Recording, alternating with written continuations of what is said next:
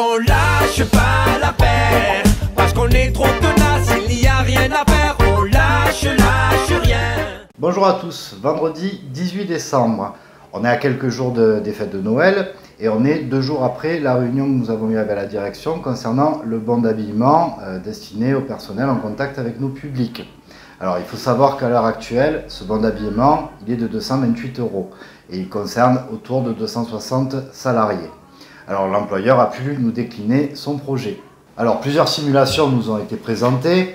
Alors plusieurs options, puisque si on conserve par exemple uniquement les agents d'accueil qui reçoivent les assurés, on obtiendrait un montant de 115 €. Si on décide de garder les bénéficiaires d'aujourd'hui, on divise le montant global, ce qui nous donne 77 € pour tous.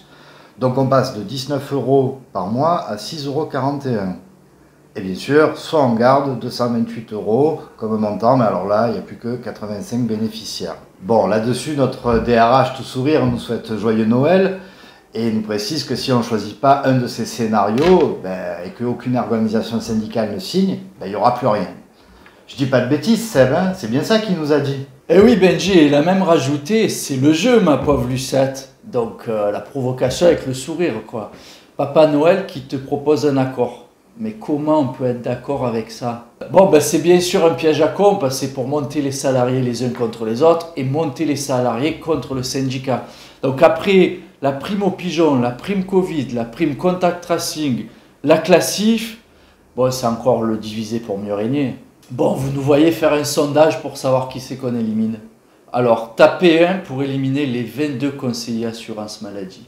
Tapez 2 pour les 17 gestionnaires précaires. Et enfin, tapez 3 pour les 160 agents d'accueil.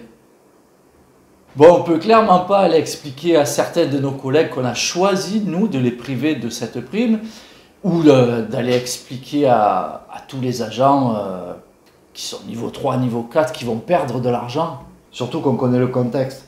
Les salariés de la Sécu n'ont même pas les moyens de se loger dignement, tout comme la plupart des travailleurs en France.